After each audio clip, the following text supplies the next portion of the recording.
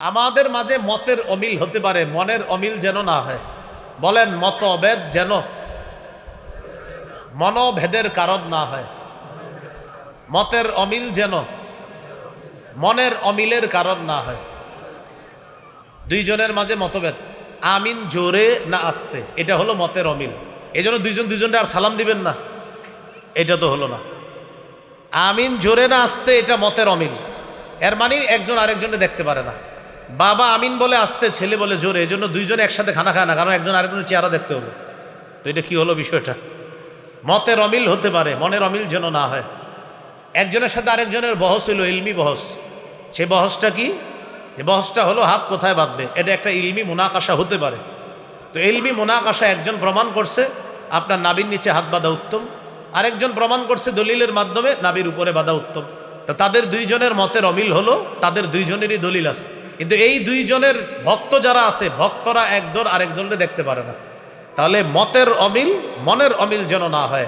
হারানো ঐতিহ্য ফিরিয়ে আনতে তৃতীয় কারণ, মুসলমানদের ভ্রাতৃত্বের সম্পর্ক আরো জোরদার করতে হবে।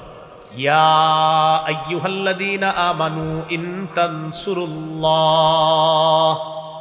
ইয়ানসুরকুম ওয়া ইউসাব্বিত আকদামাকুম। হে ঈমানদারগণ, যদি তোমরা আল্লাহর দ্বীনের সাহায্য করো, আল্লাহ তোমাদেরকে সাহায্য করবে। সূরা হজের 40 নম্বর আয়াতে আল্লাহ বলেন, ওয়ালা ইয়ানসুরান্নাল্লাহু মাইয়ানসুরু।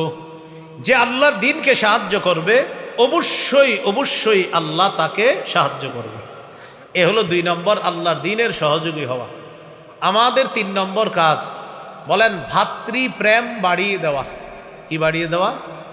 ভাতৃপ্রেম। আমাদের মাঝে মতের অমিল হতে পারে, মনের অমিল যেন না হয়। বলেন মতভেদ যেন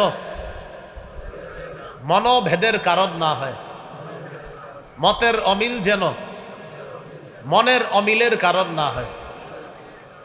দুইজনের মাঝে মতভেদ, আমিন জোরে না আস্তে, এটা হলো মতের অমিল। এই জন্য দুইজনকে আর সালাম দিবেন না, এটা তো হলো না। আমিন জোরে না আস্তে, এটা মতের অমিল। এর মানে একজন আরেকজনে দেখতে পারে না।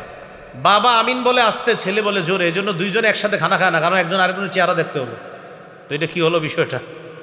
মতের অমিল হতে পারে, মনের অমিল যেন না হয়। একজনের সাথে আরেকজনের বহস হইল, ইলমি বহস। সে বহসটা কি? যে বহসটা হলো হাত কোথায় বাঁধবে, এটা একটা ইলমি মুনাকাশা হতে পারে। তো ইলমি মুনাকাশা একজন প্রমাণ করছে আপনার নাবির নিচে হাত বাঁধা উত্তম, আরেকজন প্রমাণ করছে দলিলের মাধ্যমে নাবির উপরে বাঁধা উত্তম। তো তাদের দুইজনের মতের অমিল হলো, তাদের দুইজনেরই দলিল আছে। কিন্তু এই দুইজনের ভক্ত যারা আছে, ভক্তরা একজন আরেকজনকে দেখতে পারে না। তাহলে মতের অমিল মনের অমিল যেন না হয়। হারানো ঐতিহ্য ফিরিয়ে আনতে তৃতীয় কারণ, মুসলমানদের ভ্রাতৃত্বের সম্পর্ক আরো জোরদার করতে হবে। সূরা হুজুরাতের 10 নম্বর আয়াতে আল্লাহ বলেন, ইন্নামাল মুমিনুনা ইখওয়া। মুমিনরা পরস্পর ভাই ভাই। সহিহ মুসলিমের বর্ণনা 6435 নম্বর হাদিস। আল মাকতাবাতুল ইসলামিয়ারা রকম দিছে যে নতুন করে মুসলিমের, ওটাতে মিলে যাবে।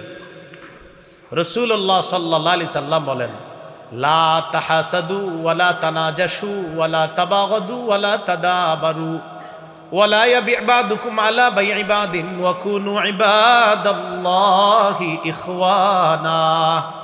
পরস্পর হিংসা করো না, পরস্পর বিদ্বেষ পোষণ করো না, একজন আরেকজনের ব্যাপারে অন্তরে হিংসা রাখবা না, একজন আরেকজনের ক্ষতি করার জন্য আড়ালে শত্রুতা করবা না। প্রিয় ভাইয়ারা, আমাদের মাঝে ইলমি মতভেদ হতে পারে, কিন্তু এর মানে আমি যার সাথে একটা ইলমি মুনাকাশা করলাম, ইলমি মুহাদারা করলাম, একজনের সাথে আমার একটা ইলমি বহস হয়েছে, এই বহস হওয়ার পর যদি এমন হয় যে আমার মনে তার প্রতি হিংসা, নবী বলছে না, সে তোমার ভাই, তোমার মনে তার প্রতি হিংসা রাখা যাবে না, বিদ্বেষ রাখা যাবে না, তার প্রতি তোমার কোনো ধরনের আক্রোশ রাখা যাবে না, তাকে ক্ষতি করার জন্য আড়ালে শত্রুতা করা যাবে না। কিন্তু আমাদের বর্তমান সমাজে 2 আলেমের ভক্ত যারা, তাদেরকে দেখলে বোঝা যায় তারা এক ভক্ত আরেক ভক্তকে দেখতে পারে না। বোঝা গেল মতের অমিল ওই ভক্তদের মনের অমিলের কারণ হয়ে গেছে। এটা যেন না হয়, আল্লাহ আমাদেরকে বুঝার তৌফিক দান করেন। তাহলে সবাইকে নবী বলছে ভাই ভাই হয়ে থাকার জন্য। এটা গেল 3 নাম্বার। 4 নাম্বার, বলেন পারস্পরিক ঝগড়া কমাতে হবে। দেখেন আমার দিকে, 1 2 3 4, আমরা 4 জনে মিলে এক দল, শক্তি কি কম না বেশি? 4 জনে মিলে এক দল, শক্তি কি কম না বেশি? 4 জনের 4 দল, কম। তাহলে 4 জনের শক্তি একসাথে হলে বেশি, 4 জনের শক্তি আলাদা হলে কমে গেল। আল্লাহ তাআলা বলেন ওয়াতিউল্লাহ ওয়া রাসূলা, আল্লাহর আনুগত্য করো, রসুলের আনুগত্য করো। ওয়ালা তানাজাউ, পরস্পর ঝগড়া করো না। ফাতাফশালু, ফলে তোমরা দুর্বল হয়ে যাবা। ওয়াতাযহাবারি হুকুম, তোমাদের শক্তি খর্ব হয়ে যাবে। তাহলে ঝগড়া, আগে 4 জন ছিলাম এক দলে, ঝগড়া করে হয়েছি 4 দল, আমাদের কি শক্তি কমলো না বাড়লো? কমলো, দুর্বল হয়ে গেলাম। তো আল্লাহ বললেন ঝগড়া কমাতে হবে। 5 নাম্বার, দুনিয়ার বিলাসিতা বর্জন করা। দুনিয়ার বিলাসিতা বর্জন করা। মুসলমান দুনিয়া হালালভাবে কামাই করবে, তবে আখেরাত সামনে রেখে। আমি আবার বলছি, ভুল বুঝবেন না। মুসলমান কামাই করবে, আপনি কোটি কোটি হালাল টাকা কামাই করেন, কিন্তু আপনার সামনে থাকবে আখেরাত। আপনি অনেক বড় ব্যবসায়ী, আপনার ফজর ছুটে নাই, আপনার ব্যবসার কোনো শেষ নাই, আপনার জোহর ছুটে নাই। আপনি মাশাল্লাহ ব্যবসায় অনেক মনোযোগী, আপনার আসর ছুটে নাই। আপনার অনেকগুলা কর্মচারী, আপনার মাগরিব ছুটে নাই, আপনার এশা ছুটে নাই। বোঝা যাচ্ছে আপনি দুনিয়া হালালভাবে কামাই করতে গিয়ে আখেরাতকে ভুলে যাচ্ছেন না, এটা ঠিক আছে। তো দুনিয়ার বিলাসিতা বর্জন করা মানে দুনিয়ার বিলাসিতায় মত্ত হয়ে আখেরাতকে ভুলে যাওয়া যাবে না। রাসূলুল্লাহ সাল্লাল্লাহু আলাইহি সাল্লাম বলেন লাউ কানাতিদ দুনিয়া তা'দিলু ইনদাল্লাহি জানাহা বাউদা মা সাকা ফিহা কাফিরাম মিনহা শারবাতা মাইন, এই পৃথিবীর মূল্য যদি আল্লাহর কাছে মাছির ডানা পরিমাণ হতো, আল্লাহ তাআলা কোনো কাফেরকে এক ঢোক পানি পান করতে দিতেন না। তাহলে আমাদের হারানো ঐতিহ্য ফিরে পাওয়ার জন্য 5 নাম্বার, দুনিয়ার বিলাসিতার পিছনে পড়া যাবে না। আমি আল্লাহর হুকুম পালন করতে গিয়ে, আল্লাহর বিধান দুনিয়াতে বাস্তবায়ন করতে গিয়ে, আল্লাহর আইন পৃথিবীতে প্রতিষ্ঠিত করতে গিয়ে আমার দুনিয়ার কিছু ক্ষতি হতে পারে দুনিয়াবি, এটা আমাকে মেনে নিতে হবে। এটা হলো 5 নাম্বার। 6 নাম্বার, এটা আমার সাথে একটু বলেন, কারণ এটা মুখস্থ রাখতে হবে। বলেন, অধিকার আদায়ের লড়াই অব্যাহত রাখতে হবে। আবার অধিকার আদায়ের লড়াই অব্যাহত রাখা। অধিকার আদায়ের লড়াইয়ের নাম পবিত্র জিহাদ। তাহলে 6 নাম্বার কি? অধিকার আদায়ের লড়াই, এটা কখনো বাদ দেওয়া যাবে না।